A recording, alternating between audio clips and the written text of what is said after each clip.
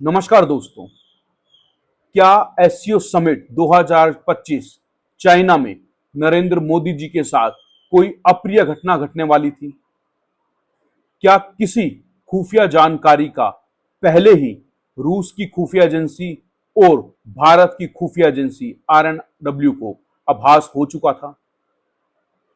क्या दूसरे देश के अंदर भारत के राष्ट्रीय अध्यक्ष के साथ ताशकंद 2 लाल बहादुर शास्त्री जैसी कोई घटना घटने वाली थी? आज इसी पर ही मेरा कार्यक्रम है। आप देख रहे हैं हिमांशु स्टोरी टेलर और मेरा नाम है हिमांशु शर्मा।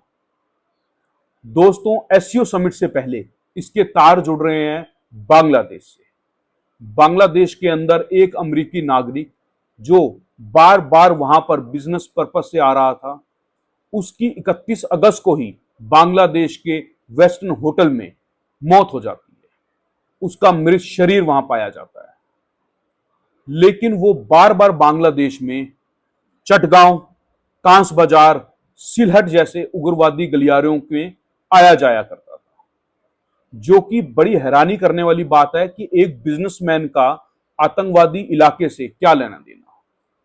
लेकिन जब उसका मृत शरीर होटल में पाया जाता है तो वहां पर अमेरिकी अधिकारी और कुछ खुफिया अधिकारी वहां पहुंच जाते हैं। उसके शरीर को अपने कब्जे में ले लिया जाता है। उसके लैपटॉप, उसके मानचित्र, उसके इलेक्ट्रॉनिक गैजेट और उसका जितना भी पर्सनल सामान था उसको ये अधिकारी अपने कब्जे में ले लेते हैं।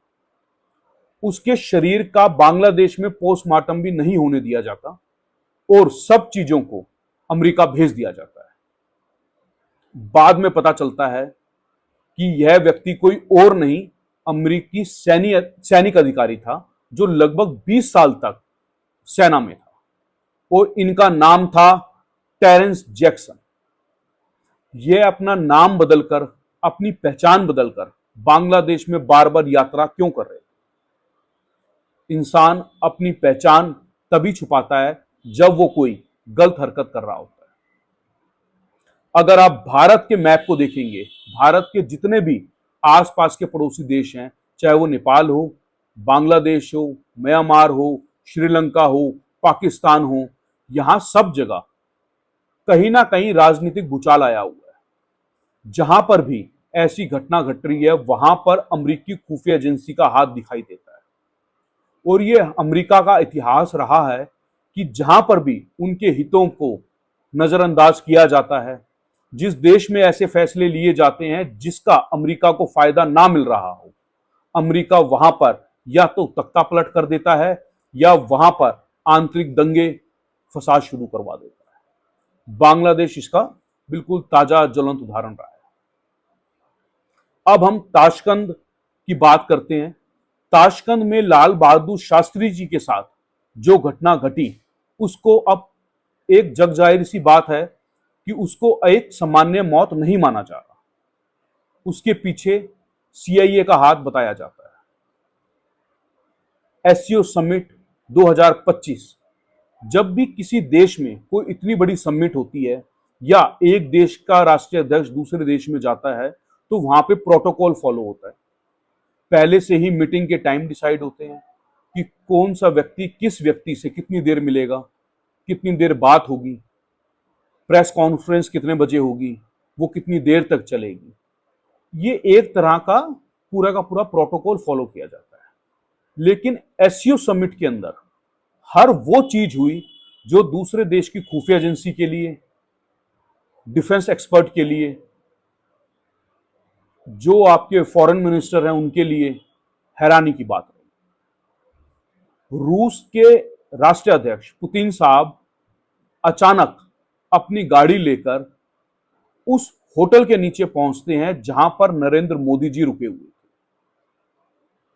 वो नरेंद्र मोदी जी का 10 मिनट तक अपनी गाड़ी में बैठकर इंतजार करते हैं।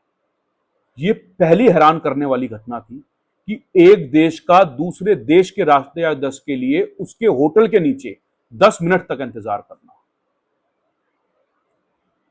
उसके बाद नरेंद्र मोदी जी नीचे आते हैं, वो पुतिन साहब की कार में बैठते हैं और वो आगे के कार्यक्रम के लिए चल देते हैं। उस होटल से उस कार्यक्रम की जो दूरी थी वो लगभग 15 मिनट की थी, लेकिन दोनों राष्ट्रीय अध्यक्ष लगभग 1 घंटे तक उस कार में रहते हैं, वहां की सड़कों पर चक्कर काटते हैं, गाड़ी उस सड़क पर घूमती रहती है और दोनों 1 घंटे बाद उस मीटिंग के पास पहुंचते हैं। यह दूसरी हैरान करने वाली घटना।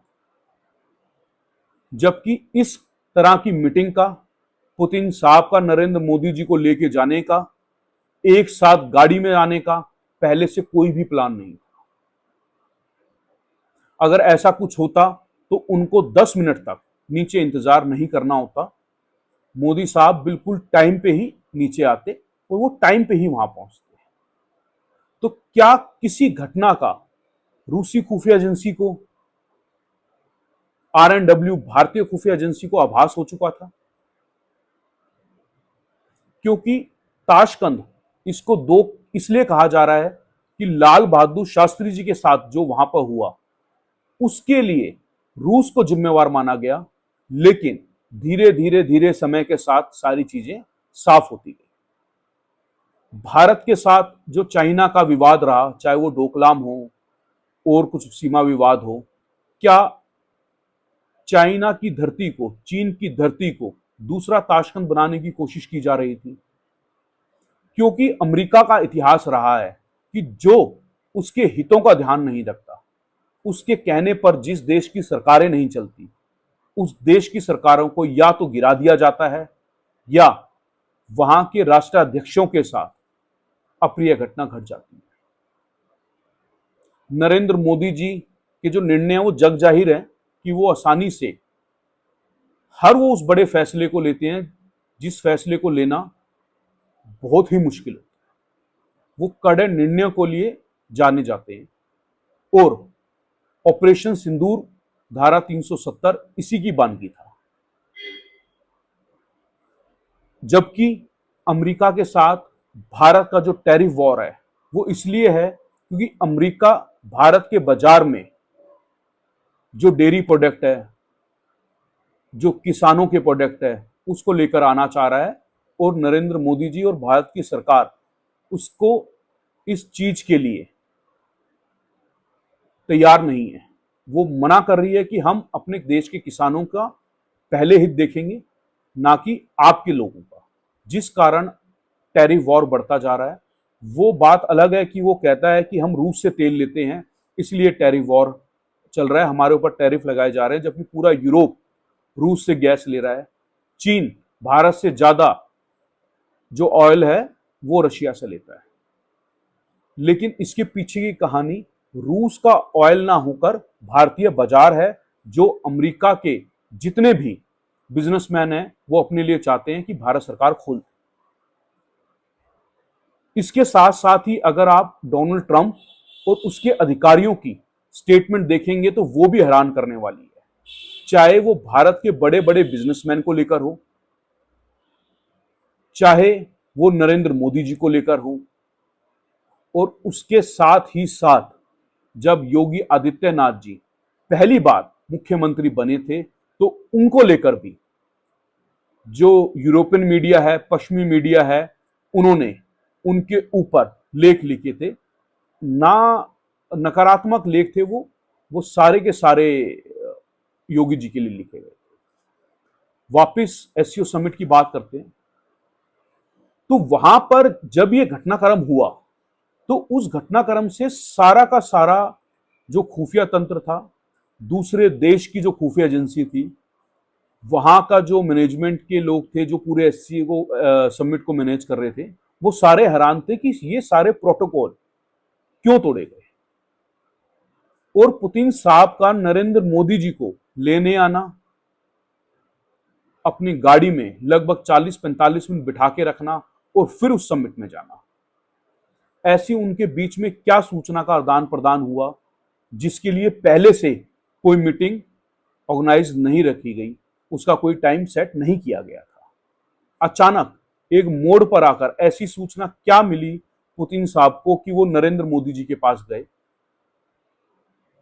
साथ ही साथ एससीओ समिट से पहले अमेरिकी खुफिया एजेंसी के जो अधिकारी हैं, चाहे उनका बांग्लादेश में मृत पाया जाना हो, उनका म्यांमार के पास मिलना हो, नेपाल में उनकी गतिविधियां तेज होनी हो, श्रीलंका के पास गतिविधियां तेज होनी हो, उसके ऊपर भी आरएनडब्ल्यू की पूरी नजर। इसीलिए जो ये प्रतिनिधियों का मंडल था जो चाइना में मिला, एससीओ समिट जो हुआ, उसको इस घटनाक्रम के लिए ज्यादा याद रखा जा रहा है, ना कि उसका जो मेन एजेंडा था उसको लेकर। नरेंद्र मोदी जी ने अगले दिन जब पत्रकारों से मीटिंग करी, तब उन्होंने हल्के फुल्के अंदाज में एक लाइन कही, एक वाक्य कहा कि आप लोग मेरे जाने के लिए ताली बजा रहे हैं या मैं लौट कर आया हूं इसलिए ताली बजा रहे हैं।